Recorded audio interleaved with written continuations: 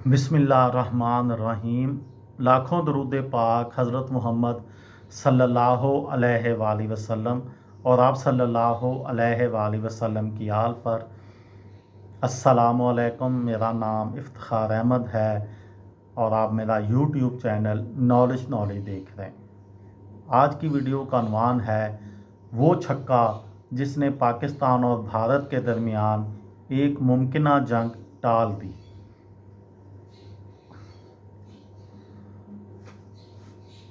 आजकल पाकिस्तान और भारत के दरमियान जंग का ख़तरा है। इससे पहले 1986-87 में भी जंग का ख़तरा था और उस वक़्त क्या हुआ था और कैसे इस जंग को टाला गया था, उसके मुताल्लिक़ ये वीडियो है। जनरल साहब मैच देखने के लिए जयपुर जाना चाहते हैं, तुम उनके साथ जाओगे। राजीव गांधी ने, जो कि उस वक़्त भारत के वज़ीर आज़म थे, ये बात कही। फिर गर्मजोशी के बग़ैर गैर दोस्ताना अंदाज में अपना हाथ जनरल ज़िया की तरफ बढ़ा दिया। ये देखकर कि इस कदर सख्त मोहरी के बावजूद उन यानी जनरल ज़ियाउल हक के चेहरे पर मुस्कुराहट थी।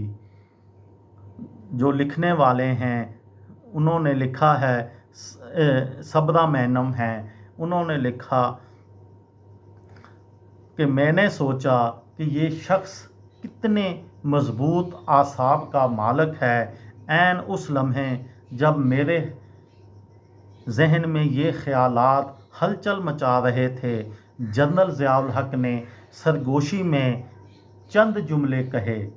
मैंने देखा कि ये जुमले सुनने के बाद राजीव गांधी की पेशानी पसीने से तर हो गई।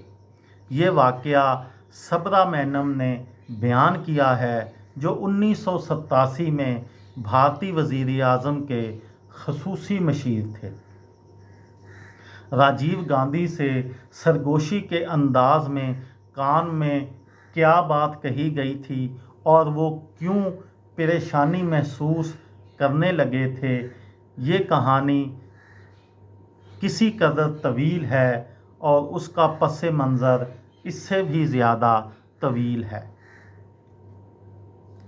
ये 18 नवंबर 1985 की बात है, जब भारतीय फ़ौज ने ब्रास टैग के नाम से फ़ौजी मशक़ें शुरू कीं और इस मकसद के लिए राजस्थान में पाकिस्तानी सरहद के करीब फ़ौजें जमा हो गईं। ये मशक़ें कितनी बड़ी थीं और उसमें कितनी फ़ौज हिस्सा ले रही थी, प्रोफेसर इरम खालिद ने एक्सरसाइज ब्रास टैग के बारे में भारत के सरकारी ज़राए के हवाले से अपने तहकीकी मकाले में लिखा है कि दूसरी जंग अज़ीम के बाद दुनिया ने इससे बड़ी जंगी मशक़ें नहीं देखी होंगी। बिल्कुल ऐसी ही मालूमात एक इंडियन दिफाई वेब मैगज़ीन डिफेंस एक्स में एक भारतीय मुबस्सर किरण बिष्ट ने फराहम की हैं। जॉर्जिया सदर्न यूनिवर्सिटी के प्रोफेसर अमरीतस डॉक्टर शफ़कत हाशमी ने लिखा है कि ये मशक़ें नेटो की किसी भी फ़ौजी मशक़ से बड़ी थीं। इन फ़ौजी मशक़ों का मंसूबा किस मकसद से बनाया गया, प्रोफेसर इरम ने इसी ज़रिए के हवाले से इन फ़ौजी मशक़ों के 3 मकासद बयान किए। किसी तसादम की सूरत में फ़ौजी नकलो हरकत की अहलियत को जांचना, ये जानना कि तसादम की सूरत में फ़ौज लॉजिस्टिक सपोर्ट की कितनी अहलियत रखती है, पाकिस्तान की मुसल्लह अफवाज पर अपनी बालादस्ती साबित करना। इन मशक़ों में फ़ौज की कितनी बड़ी तादाद हिस्सा ले रही थी, मुख्तलिफ़ ज़राए ने इसके मुख्तलिफ़ आदाद व शुमार बयान किए हैं। डिफेंस एक्सपी ने लिखा है के तादाद 4 से 6 लाख के दरमियान हो सकती है। डॉक्टर शफकत के मुताबिक ये तादाद 5 लाख तक थी। रकबे के एतबार से इन मशकों का दायरा कितना वसी था।